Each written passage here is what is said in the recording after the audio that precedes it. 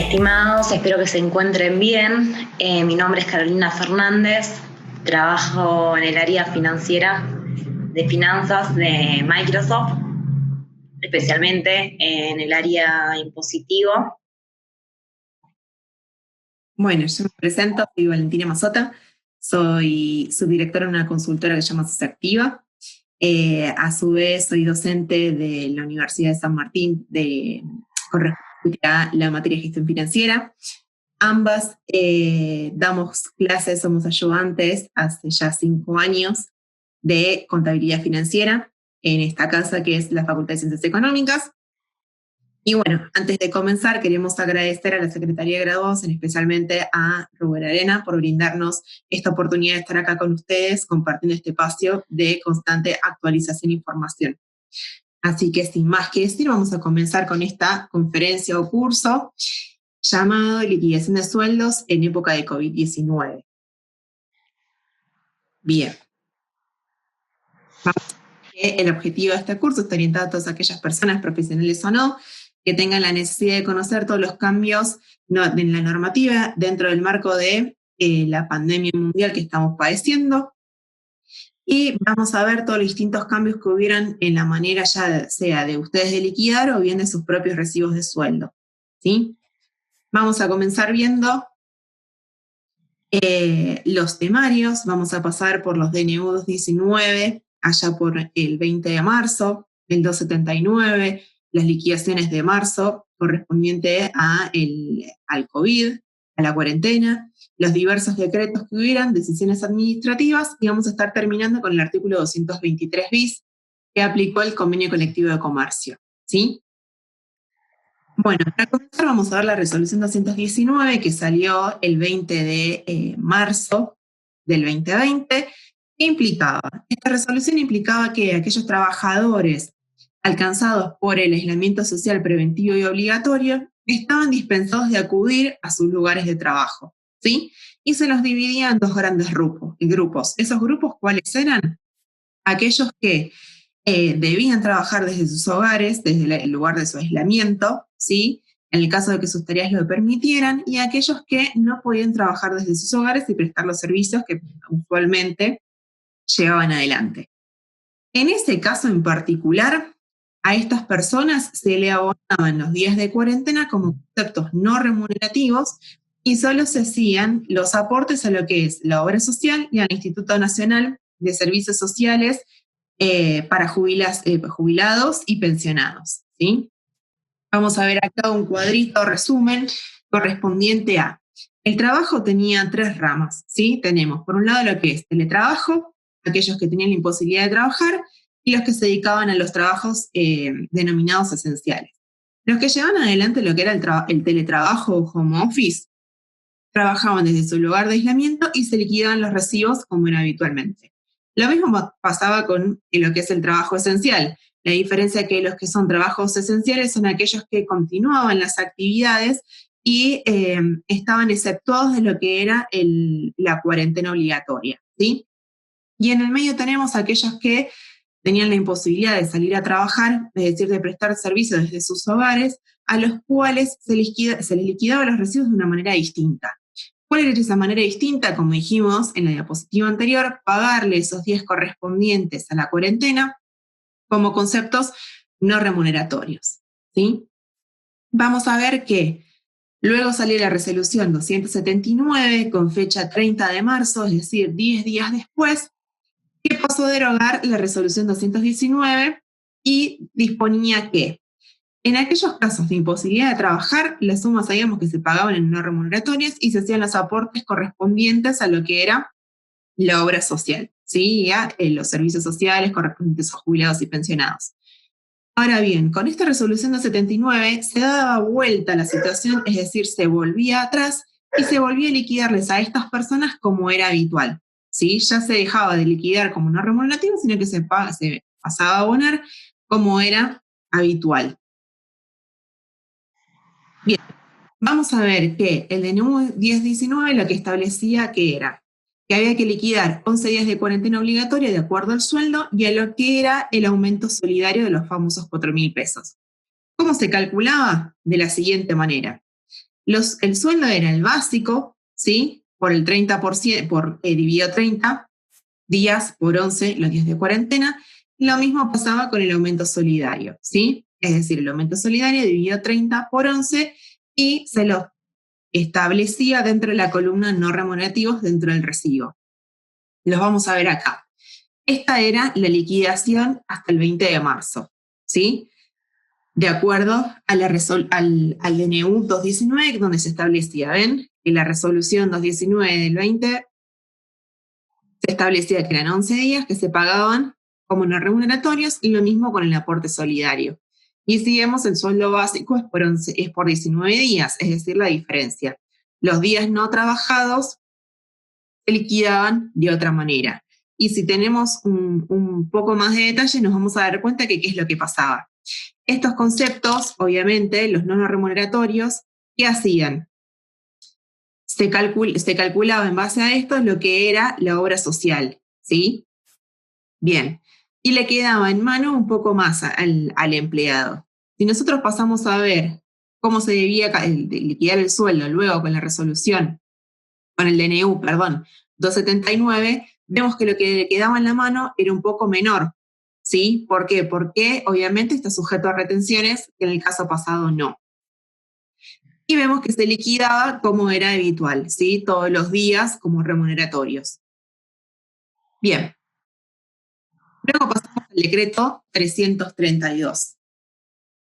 Bueno, bien, con respecto a este decreto, traen diferentes beneficios, como por ejemplo la postergación o reducción de hasta el 95% del pago de contribuciones patronales para aquellos empleadores cuyo número total de trabajadores en nómina al 29 de febrero del 2020 no supere la cantidad de 60 empleados. Por otro lado, una asignación compensatoria al salario para empresas hasta 100 empleados. Repro, asistencia para la emergencia sanitaria para empresas de más de 100 empleados y el sistema integral de prestaciones por desempleo. ¿Cuáles son los requisitos para acceder a este decreto con estos beneficios? Bueno, por un lado, todas aquellas empresas que tengan actividades económicas en forma crítica debido al COVID, también dependiendo de la cantidad relevante de trabajadores afectados. Por otro lado, que se acredite una sustancial reducción en sus ventas con posterioridad al 20 de marzo del 2020. Y en este decreto podemos ver que hay una exclusión, ¿sí? Que son para aquellos que realicen las actividades y servicios declarados esenciales en la emergencia sanitaria y cuyo personal se encuentran exceptuados del cumplimiento del aislamiento social preventivo y obligatorio.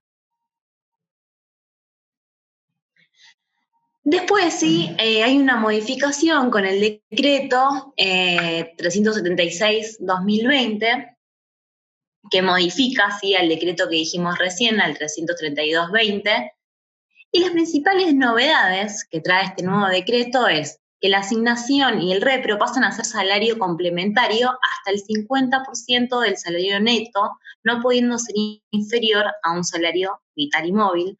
No podrá superar 2 salarios vital y móvil. O sea, que acá tenemos 2 reglas, ¿sí? Por un lado, este salario complementario no puede ser inferior a un salario vital y móvil, pero por el otro lado no va a poder ser mayor a 2 salarios vital y móvil. Luego sí, se va a mantener la reducción del 95% con respecto al SIPA y también la postergación para el pago de este concepto. Y por último, se establece sí, que el seguro de desempleo será de 6.000 a 10.000 pesos. Ahora bien, con respecto a la asignación compensatoria al salario, ¿sí? ¿Cómo se calcula? Bueno, en realidad va a ser el 83%, ¿sí? Sobre el 50% de la remuneración bruta que el empleador declaró en las cargas sociales, o sea, en el 931, en el periodo de febrero de 2020. Y acá tenemos que estar atentos, ¿sí? Porque van a haber 2 topes. Por un lado, como dijimos anteriormente, que tiene que ser mayor a una suma equivalente a un salario mínimo vital y móvil, o sea, hoy en día estamos hablando de una suma de 16.875 pesos, pero no va a poder superar a 2 salarios mínimos vitales y móviles, o sea, 33.750, o bien al total del salario neto correspondiente a ese mes. Y acá vamos a ir a un ejemplo. Supongamos que el sueldo bruto, ¿sí?, del periodo 2020 declarado por el empleador de un empleado fue de 45.693,89. De acá debemos calcular el 83% de este sueldo bruto, o sea que nos va a dar 40.628,50. Este importe, a los 40.628,50, le debemos calcular el 50%, que llegamos a 20.314,25. Una vez calculado, obtenido este importe, ¿sí?, de 20.314,25, tenemos que comparar con los topes, o sea, que no puede ser inferior a 16.875, ¿sí?, que era un salario mínimo vital y móvil, pero no va a ser no puede ser superior, ¿sí?, a 2 salarios, o sea, 33.750. En este ejemplo, como vemos que el 50% nos da 20.314,25, no hay ningún problema. Por ende, el sueldo que ANSES le va a abonar al empleado, ¿sí?, va a ser de 20.314,25.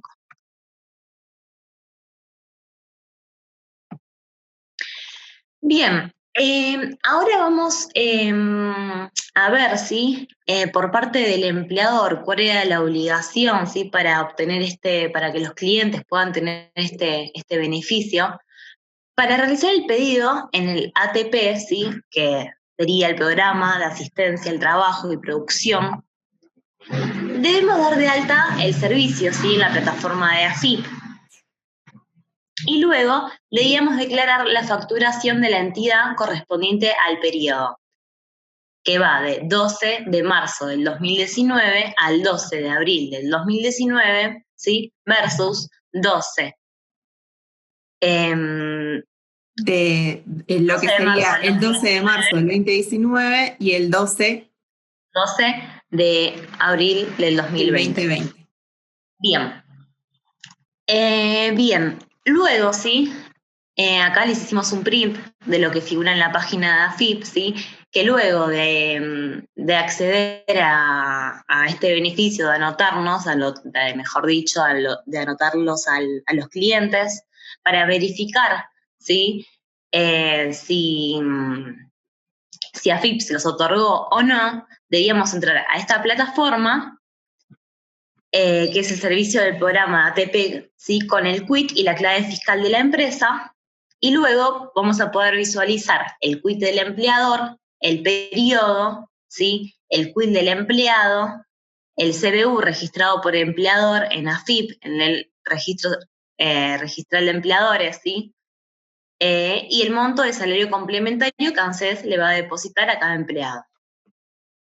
A destacar que no haber solicitado el ATP, ¿qué era lo que pasaba? El decreto 332 lo que establecía era que uno de los requisitos para poder acceder era que la facturación haya tenido, obviamente, un declive, ¿sí?, haya sido inferior a la del año anterior. Es decir, por eso se pedía que se informen las ventas correspondientes, o sea, la facturación correspondiente al 12 de marzo, del 12 de marzo del 19 al 12 de marzo, al 12 de abril del 19, y la misma fecha, pero del año 2020. ¿Qué pasó? Muchos, como contadores, tenemos que saberlo. Nos ha pasado que nos han dicho, bueno, ¿se tiene en cuenta la facturación nominal? ¿Se tiene en cuenta la inflación? ¿Se tiene en cuenta lo cobrado? Bueno, no. El ATP lo que tenía en cuenta nada más era, obviamente, la facturación nominal, es decir, ver si efectivamente bajó esa facturación. Como el decreto no establecía cuánto era lo que tenía que disminuir, el decreto 376 lo que estableció es que cuantificó más o menos qué era lo que tendría que haber disminuido de la facturación. Y pasó a decir que tenía que ser sustancial. Si en el caso de tener una reducción sustancial, bueno, se ingresaba en el ATP y obviamente de corresponder se decidía qué beneficios le iban a dar a cada uno, ¿sí? Y a ver, acá también algunos casos que tuve, por ejemplo, el rama de panadería, que si bien durante el tema de la cuarentena las panaderías estaban abiertas, se pudo destacar, sí, analizar que hubo una disminución sustancial comparado a lo que fue en estos mismos periodos en el año pasado. En principio, cuando entrábamos a AFIP, a ver si AFIP había resuelto darle el beneficio o no al cliente, primero no le habían dado el beneficio y después de unos días volvimos a hacer el reclamo vía la plataforma de AFIP y se lo terminaron otorgando. Y bien, y por otro lado, ¿sí? Esto por parte del empleador, lo que explicamos recién. Y por otro lado, por parte de los empleados, ¿sí? Pueden verificar a ver cuándo, a ver si se les otorgaron este beneficio y a ver en qué momento, cuándo va a ser depositado en la cuenta, en el CBU que fue declarado por el empleador, ¿sí? En realidad el CBU del empleado. Entonces tienen que entrar a la página de ANSES, van al sector de consulta sobre el salario complementario, ponen el quill del empleado y ahí van a poder verificar la fecha que ANSES le depositará el CBU, ¿sí? Del empleado en cuestión, que el empleador declaró en AFIP.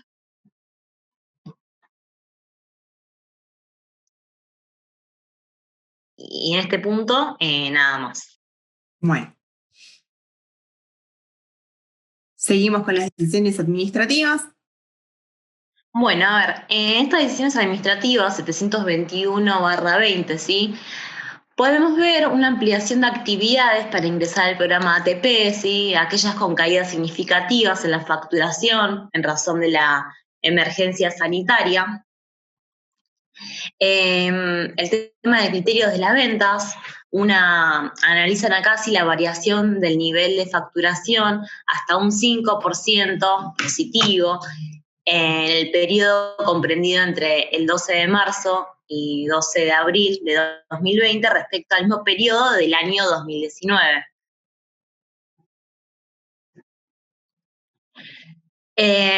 Bien, luego con la decisión administrativa 729/20, sí, exceptúa del cumplimiento del aislamiento social preventivo y obligatorio a las personas afectadas a las actividades, servicios y profesiones en determinados ámbitos geográficos, como por ejemplo las provincias de Mendoza, Salta, Santa Fe, provincia de Buenos Aires. ¿Sí? Pero bien estableciendo algunos tipos de requisitos, como por ejemplo organización de turnos, si correspondiere, modos de trabajo y de traslado que garanticen las medidas de distanciamiento e higiene necesarias para disminuir el riesgo de contagio del COVID. Y luego con la decisión administrativa 765/20, ¿sí? ¿Cómo se determinará el salario complementario en el periodo mayo 2020? Para los recibos que vamos a tener que liquidar en unos días más, ¿no? Mejor dicho. Bueno, tomarán como base la remuneración informada en el 931 correspondiente al periodo marzo 2020. ¿Sí? Se analizará la facturación de los empleadores comparando los periodos abril de 2019 a abril 2020. Excepciones. Empresas que iniciaron sus actividades a partir del 1 de mayo del 2019 se comparará con diciembre de 2019. Las empresas iniciadas durante 2020 recibirán de manera directa al salario complementario. Bien, pasamos al último punto de este temario, que es el acuerdo por suspensión del artículo 223 bis. El artículo 223 bis lo que dice que se abona en carácter no remunerativo aquellas sumas en compensaciones por suspensiones a lo que es la prestación laboral, siempre y cuando se lleven a cabo dos situaciones: fuerza mayor debidamente comprobada y obviamente lo que se llama falta o disminución de trabajo no imputable al empleador, ¿sí? Ahora, ¿hay requisitos? Sí, hay requisitos. Deben ser estas situaciones, obviamente, pactadas individualmente, colectivamente y homologadas, obviamente, por la autoridad de aplicación, conforme las normas legales vigentes y, obviamente, cuando en virtud de tales causales, el trabajador no realice la prestación laboral a su cargo, ¿sí? y obviamente solo se va a tributar los que son las contribuciones establecidas para lo que es la obra social y los seguros, ¿sí? Bien, en síntesis, ¿qué condiciones se deben cumplir? Bueno, las condiciones que se deben cumplir es que tienen que existir causales por falta o disminución de trabajo no imputables al empleador o por fuerza mayor debidamente comprobadas. Obviamente el trabajador no tiene que prestar ningún tipo de trabajo, ¿sí? No tiene que tener ningún tipo de prestación laboral a su cargo. Es decir, no tiene que estar trabajando en lo que se llama teletrabajo, ¿sí? O home office. Y que dichas prestaciones obviamente sean homologadas por la autoridad de aplicación. Obviamente no pueden ser incluidos dentro de esta situación quienes hayan acordado con el empleador desde, trabajar desde su lugar de aislamiento, de acuerdo al artículo 1 de la resolución 279, y que hayan sido excluidos en la dispensa de asistir al trabajo por encontrarse dentro del grupo de riesgo. O sea, por ejemplo, mayores de 60 años, embarazadas, etc. ¿Qué quiere decir? Que se va a aplicar este artículo 223, obviamente pactado con la persona, dando conocimiento a la autoridad de aplicación, a aquellas personas que no trabajen, pero obviamente que no desarrollen lo que se llama teletrabajo y que no estén incluidos dentro del artículo 1 de la resolución 279, es decir, aquellas personas que se encuentren dispensadas de asistir al lugar de trabajo por encontrarse en una situación de riesgo. Bien. ¿Cuál va a ser el monto de la prestación dineraria? Como dijimos, se le va a pagar a esta persona en carácter de no remuneratorio, ¿sí? Y se le va a pagar el 75% del sueldo neto que hubiera recibido el trabajador en caso de haber prestado servicios de manera normal y habitual durante los meses de abril y marzo 2020. Bien, vamos a ver que tenemos el salario complementario correspondiente al ATP, tiene un beneficio del artículo 8 del decreto 332, que será considerado como parte integrada, ¿sí?, del monto abonado por el empleador en concepto de la suspensión, ¿sí? En el caso de que el empleador haya solicitado el ATP, obviamente este salario complementario va a formar parte del sueldo. Bien, mantenimiento de la nómina. ¿Qué es lo que establece? Quienes utilizan la modalidad de suspensión van a tener que mantener su dotación de trabajadores sin alterarlos durante el plazo vigente de la norma, ¿sí? Es decir, no van a poder suspenderlos y luego despedirlos, van a tener que mantenerlos. Y el plazo de la suspensión no va a poder ser mayor a 60 días, computándose el término a partir del 1 de abril del 2020. O sea, ¿qué quiere decir? Que la suspensión se va a poder llevar a cabo nada más que por 60 días, a partir de abril del 2020. Quiere decir que ese abril ya se liquidó el mes completo como suspensión, solo nos restan liquidar como suspensión mayo, y luego de ahí se debe abonar los sueldos como era habitual. Bien, con respecto a los aportes y contribuciones, ¿qué es lo que pasa? Se deben efectuar nada más y realizar, obviamente, lo que son los aportes y contribuciones con destino a la obra social, que es la ley 23.660 y la ley 23.661. Obviamente el aporte OSECAC, que es la obra social, los 100 pesos y los aportes sindicales correspondientes al artículo 100 y 101 del convenio colectivo de trabajo de empleados de comercio y obviamente al INACAP. ¿Qué es lo que pasaba? Correspondiente a la suspensión, aquellos empleadores que tenían hasta 70 empleados, no era necesario dar vista al sindicato, ¿sí? Que obviamente era la autoridad de aplicación que tiene que homologar automáticamente el acuerdo. En el caso de que se superen los 70 empleados, obviamente se le debe correr vista al mismo. Se desarrolla un acuerdo que obviamente tiene que ser cargado en el TAD, es decir, mediante la página de AFIP por el empleador, donde se establecen que las partes están de acuerdo correspondiente a llevar a cabo esta suspensión, ¿sí? Bien, vamos a ver un caso práctico de cómo liquidar el acuerdo de suspensión de acuerdo al artículo 223 bis. Vamos a ver que tenemos como dato del empleado la categoría, el sueldo y la antigüedad. La categoría va a ser administrativo A, el sueldo va a ser de acuerdo a la categoría que ahora lo vamos a ver, y la antigüedad son 3 años, ¿sí? Bien, nosotros veníamos viendo un recibo normal de sueldo de empleados de comercio donde teníamos que el sueldo básico era 36.298,45, la antigüedad era de 3 años, ¿sí? Se calcula sobre el básico, tenemos la asistencia y puntualidad que es la 12ª parte, Tenemos el incremento solidario del decreto 14-2020, que era de 4.000 pesos, a compensarse con futuros aumentos, y el acuerdo 2019-2020, ¿sí? De 2.000. Obviamente teníamos la remuneración total, y sobre eso se efectuaban los distintos descuentos correspondientes a la obra social, la ley 19.032, obra social, el sindicato, FEXIS, OSECAC, que era el aporte adicional en el caso de gozar con la obra social, etc. Bueno, este es el caso que vamos a ver en el caso de suspensión, donde no se calcula con gross INAP. ¿Qué quiere decir? Nosotros pasamos a agarrar el 75% del sueldo neto que hubiera recibido el empleador y solo le efectuamos los descuentos correspondientes a que, si vemos a lo que es la obra social, el sindicato, AESIS y OSECAC, ¿sí? Bueno, pero ¿qué es lo que pasa? Si nosotros nos ponemos a pensar y hacemos una proporción de lo que es el neto que recibiría en este caso, que son 26.361,13, versus los 37 que tendrá que haber recibido, no nos da un 75%. ¿Sí? Le tenemos que garantizar a la persona que va a cobrar el 75% del sueldo que le hubiera correspondido. Nos da más o menos un 71%. Entonces, ¿qué es lo que se tendría que hacer? Vamos a ver más adelante que se calcula la cantidad de sueldo no remunerativo con gross INAP, ¿sí? Que es acrecentar la suma no remunerativa para que en la mano del empleado le quede obviamente que el 75% del sueldo que tendría que haber recibido. Este es en el caso que hubiera habido mes de suspensión completo. Luego tenemos los casos en el que haya tanto días de trabajo como días de suspensión, ¿sí? Se calcula exactamente igual, la diferencia que se proporcionan los días no trabajados, ¿sí? Y se le abona en carácter de no remuneratorio, de acuerdo a asignación artículo 223, ¿sí?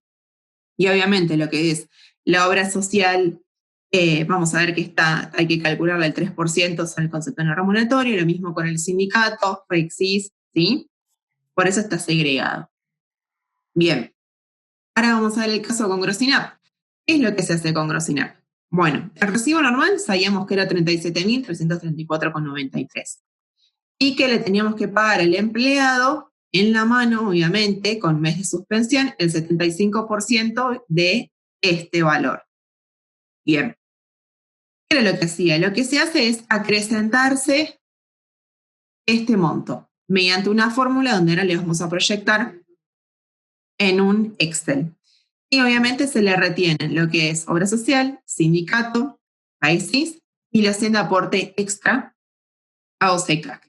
Y vamos a ver que efectivamente los 28.001,20 son el 75% de ¿qué? De los 37.000, ¿sí? Si hacemos un control. Y acá tenemos el mismo caso, en el caso que haya tanto días de trabajo como días de suspensión, ¿sí? Bueno. Vamos a ver cómo se calcula el gross INAP, ¿sí? Igualmente les vamos a dejar un link dentro de la publicación del video en YouTube para que ustedes puedan descargar, obviamente, esta planilla y calcular sus recibos. Bien, nosotros sabíamos que acá tenemos el recibo normal, ¿no? Donde sabíamos que el monto abono en el caso de trabajar normalmente eran 37.334,93 el sueldo neto. Bien, ¿cómo acrecentamos para que, obviamente, la suma no remunerativa, para que el empleado cobre los 28.000, ¿sí? Si nosotros hacemos a un costado los 37 por 0,75, nos da que tiene que cobrar en la mano, efectivamente, 28.001,20, ¿sí? Que es lo que sale de nuestro recibo con mes de suspensión. ¿Cómo lo hacemos? De la siguiente manera, y les paso a mostrar la fórmula, ¿sí? Nosotros lo que tenemos que hacer es, agarramos obviamente la remuneración bruta, la multiplicamos por 0,85, ¿qué va a ser? Obviamente es sin los descuentos, ¿sí? O sea, nosotros ¿qué es lo que hacemos? Nosotros sabemos que todo esto, ¿qué suma? Acá tenemos un 19%, un 19,5% de retenciones, ¿sí? Si nosotros a 1 le restamos ese 0,195, nos da los 805, ¿sí? Es decir, es lo que sería el sueldo sin retenciones. Ese valor lo dividimos por 1 menos 0,055, que corresponde ¿a qué? A lo que serían los aportes a la obra social, sindicato y FAESIS, ¿sí? Es decir, estos 3 conceptos. Ese valor lo multiplicamos por 0,75, que es lo que tiene que recibir el empleado en la mano. Pero si nosotros nos ponemos a pensar, nos está faltando un monto, que es los 100 pesos correspondiente al aporte adicional a OSECAC. En el caso de que la persona no goce de OSECAC, obviamente la fórmula termina acá, donde está la multiplicación por 0,75%, y listo. Pero como esta persona tiene OSECAC, bueno, tenemos que obviamente hay un descuento extra. Tenemos que considerarlo para el cálculo, para el acrecentamiento de la suma no remunerativa. ¿Cómo se hace? Tomamos los 100 pesos de OSECAC, lo multiplicamos por 1 menos 0,75, que es lo que va a recibir en la mano, y lo dividimos de vuelta por 1 menos los aportes correspondientes a obra social, sindicato y FAESIS.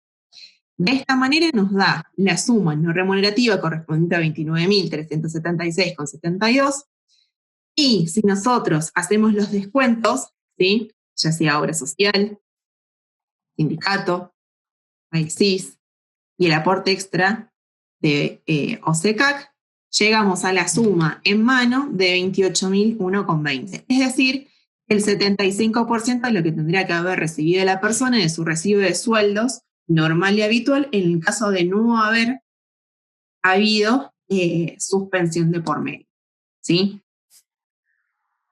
Bueno, llegamos al final de lo que sería esta conferencia o esta clase, ¿sí?